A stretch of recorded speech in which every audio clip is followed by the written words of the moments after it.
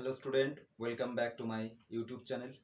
আজকে class 11-এর Pablo Neruda লিখিত একটি বিখ্যাত কবিতা তার সঙ্গে কবিতাটি আমি তোমাদের বুঝিয়ে দেব। বলে রাখা ভালো, তার সঙ্গে কবিতাটি একটি স্পেনীয় ভাষায় লিখিত কবিতা। পাবলো নেরুদা ছিলেন চিলির একজন বিখ্যাত কবি, আর এই কবিতাটি স্পেনের গৃহযুদ্ধ চলাকালীন লেখা হয়েছে।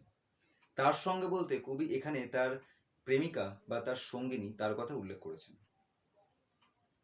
সময় নষ্ট না করে শুরু করছি। তার সঙ্গে পাবলো নেরুদা। সময়টা খুব সুবিধের নয়।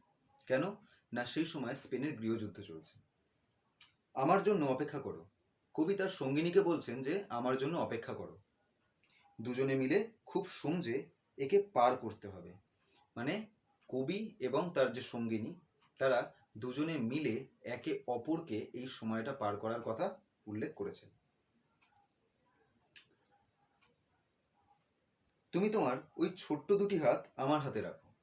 কবি তার প্রেমিকাকে উদ্দেশ্য করে বলেছেন তোমার ওই ছোট্ট দুটো হাত। ছোট্ট দুটো হাত কেন না, পুরুষের হাতের তালুর তুলনায় মেয়েদের হাতের তালু কিন্তু ছোট হয়। সেই কারণে কবি বলেছেন যে তোমার ওই ছোট্ট দুটি হাত আমার হাতে রাখো। কষ্টে সৃষ্টেও উঠে দাঁড়াবো।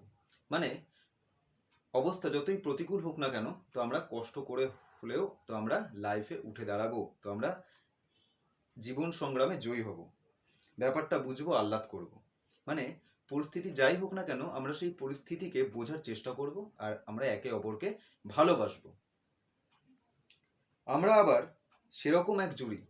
কবি এখানে উল্লেখ করেছেন যে আমরা সেই ধরনের একটি কাপেল বা আমরা সেই ধরনের একটি জুড়ি। কেমন জুড়ি? যারা স্থানে অস্থানে বেঁচে বেঁচতে এসেছে।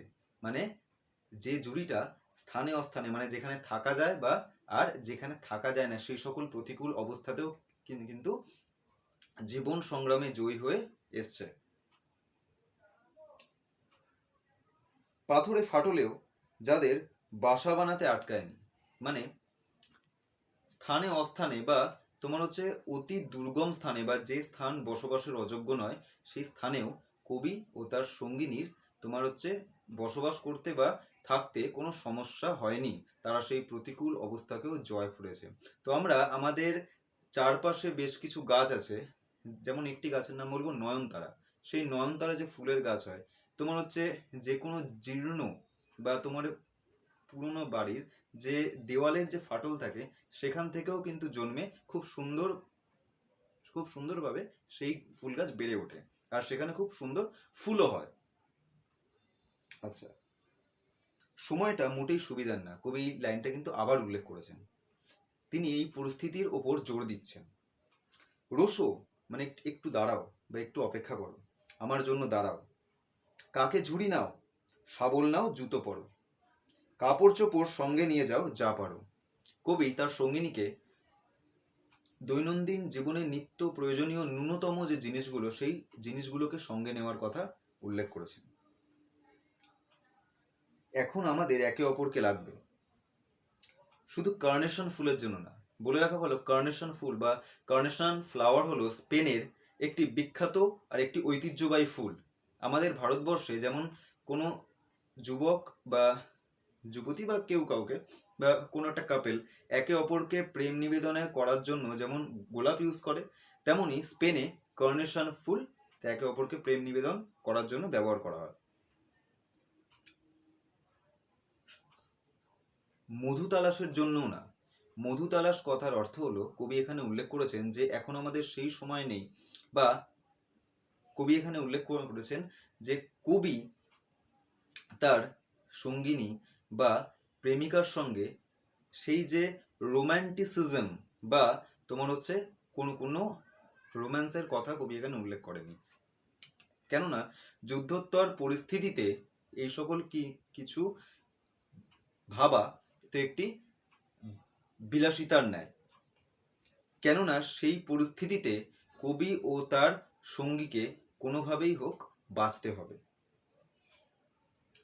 আমাদের দুজনের হাতগুলোই লাগবে। কবি এখানে উল্লেখ করেছেন যে আমাদের বেশি কিছু লাগবে না, আমাদের একে অপরের হাত, একে অপরের ভরসাটুকুই আমাদের লাগবে ধুয়ে মুছে আগুন বানাবার জন্য।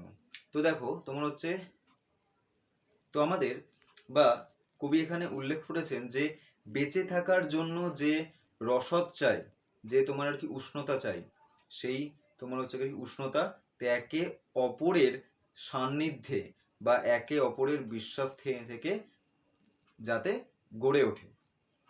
আচ্ছা, এই যে সুবিধের নয় সময়টা মাথা যতই উঁচু করুক, কবি এখানে বলতে চেয়েছেন যে এই কঠিন পরিস্থিতি বা এই স্পেনের গৃহযুদ্ধোত্তর পরিস্থিতি যতই বিশাল আকার ধারণ করুক না কেন, আমরা আমাদের 4 হাত 4 চোখে একে জুঝবই।